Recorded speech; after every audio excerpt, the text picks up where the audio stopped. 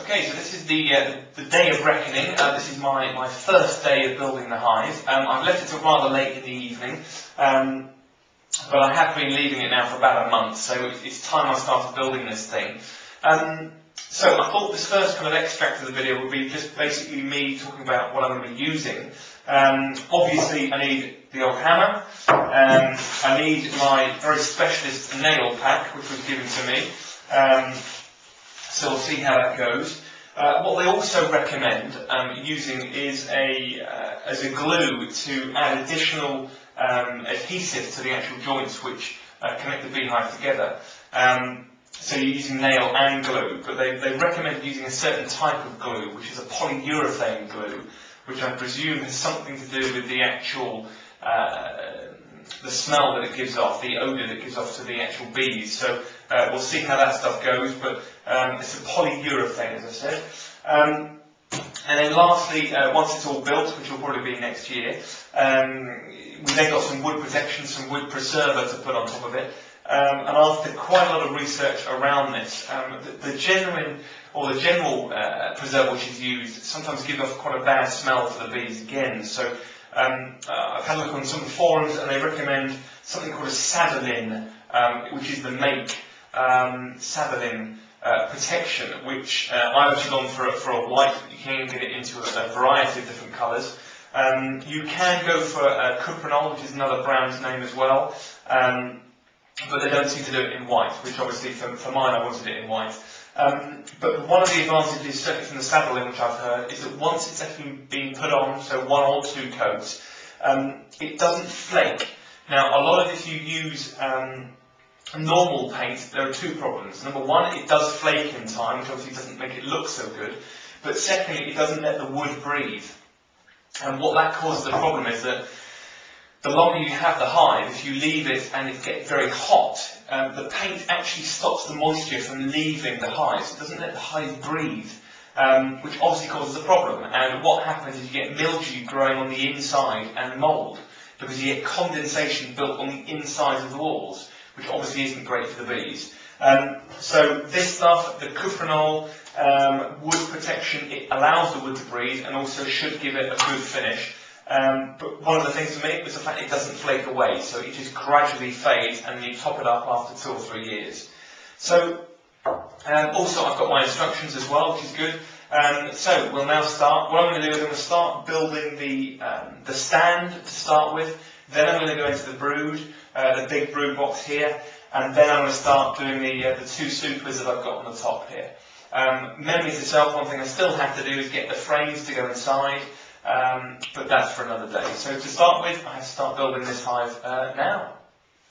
Okay, the jumper's off, I'm down to business. I'm going to start by building the stand that the hive will sit on.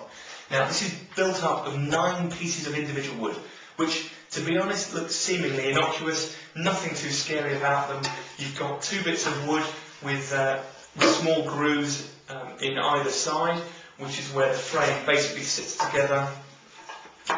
Like so. So it goes on like this, and then what you will have at the end is you'll have a little bit which goes out, which is where the landing strip of the bees, they come on here.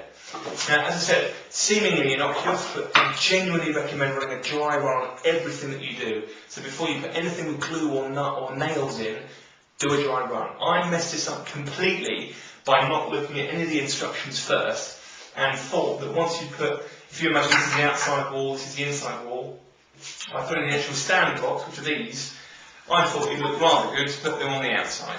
No, completely wrong. They've got to go on the inside, snug and flush, so that obviously you don't see anything on the outside. So let's see if I can actually put this build together.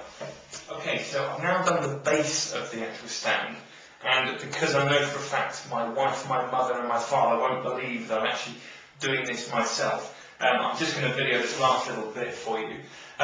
One thing is for sure, I'm not surprised that bees obviously need a little bit of time before, or this needs a little bit of time before the bees get introduced, because the glue really does, I mean, it's incredibly strong stuff. But basically on this one, I'm just simply putting the glue on the join. This is, I'm putting on the landing strip at the moment, so this could be fun because It's obviously not on a straight edge, and to be perfectly honest, I'm pretty sure you're probably not meant to be constructing a hive on your breakfast table. So really this should be done in a garage on a proper workfloor, I'm sure. But sadly, I don't have that sort of luxury. You've got your normal kind of nail, carpentry nail, and then on these ones, apparently I'm meant to be putting in 2 at the top and 2 at the bottom. So we shall see how this one nail fits in, but I'm going to turn it off and see if I can do the other ones without. So here's the proof I'm doing it. Here we go.